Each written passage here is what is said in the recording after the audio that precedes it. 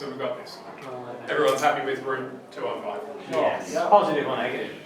But it has to be positive anyway because it's time. Can you do it in a second? Okay, great. No, we'll do that anyway. Okay, we can simplify this a bit further, can't we? Sure, we can. No, we can't. No, forget what I said. It has to be positive because it's time. Okay, so first thing we're going to do is get rid of the negative time. Why? Because it's time and time can't be negative in real life. Time can't be negative in real Oh, life. well, it took a positive amount of time for the pen to hit the Okay, ground. right, that's what we're doing, right? We said we start the clock now, and then I drop it, and that's where it hits. Time only increases. Right? If we were to reverse time, fine. If I let go from there and ran time backwards, it would take negative the same amount of time to get back to my hand. Yeah. That's fine. So that's mathematically consistent, but in applications you reject it because you're like, that's not what I'm after. And I tend not to reverse time too often. How would you know how often you do it if you're reversing time? Or your timekeeping device? I'm in control of my own life, Mr. Joy. I know what's up. Very good. Alright. Smart dude. Cool, so we get that amount of time. Incidentally, can someone check that in the calculator and get the result? Okay. No, I might instead. You know my son, he died the other day.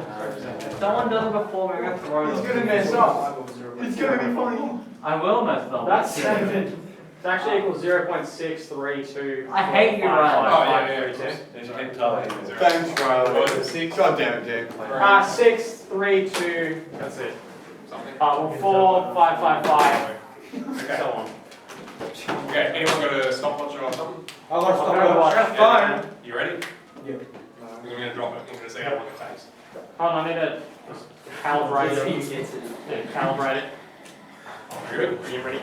Good. Ready? Right. Here we go. You've got to On as go. soon as my hand goes, On go. On go. Yeah, ready. It'll be 3, 2, 1. Go and I'll let go. Right. No! Watch my fingers. Yes, you'll see my fingers move.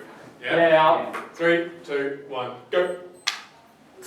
Oh, Pretty sure you can. He got 2.31! Yeah, because I heard his go beat, but started here and ended here. You beat me. Do you want to try that again? We'll go again. I'll do it. I'll do it. I highly recommend multiple people at least attempt, because if you've got one person, it might be here all day.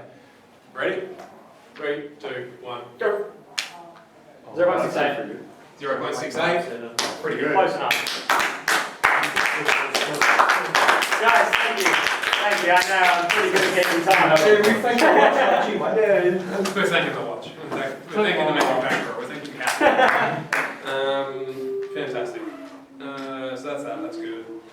Cool.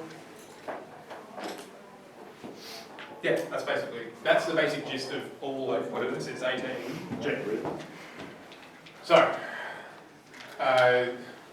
this side is where we start with the original and then we derive to get any other interesting things. Here we're going backwards. We know what forces basically are acting on this thing, and then we go backwards from there to figure out where it must go. Because most of the time, for all sorts of things, if you're doing rocketry, if you're doing artillery, if you're doing flight, you know what forces are involved, but you don't know necessarily where you are, how fast you're going at the time, and all the rest of that. But you can generate those things by going back, yep.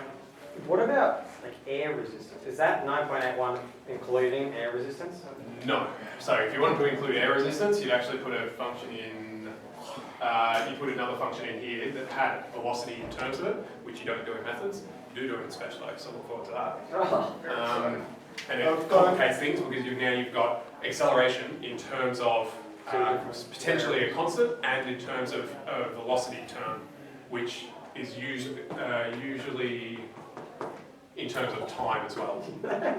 So you've got multiple variables all intertwined, so you have to separate your variables out. Oh, that's fun. So it's more work, which is why it doesn't happen in maths. Yeah, fair enough. Or they'll give you something that you can deal with. Yeah. But typically they don't. Which is why in all of the physics that you'll do for a fair while, air resistance is negligible, because it's a pain in the ass to deal with otherwise. Beautiful, that's good, that's good. Cool. These guys, anything where you're given, it's more so here than here, but it still is. Good work, got it right.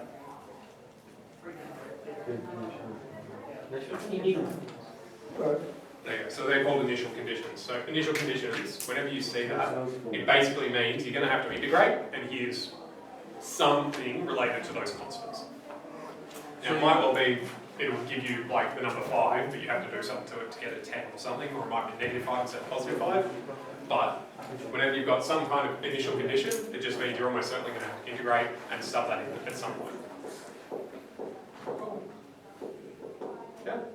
Alright, that's 18G. G. 18. Question, query? No, we're all good? Beautiful. You okay? Not terrible. Not terribly okay. Sure. Nice day, okay. Crack open 18G. We'll start and we'll see where we go.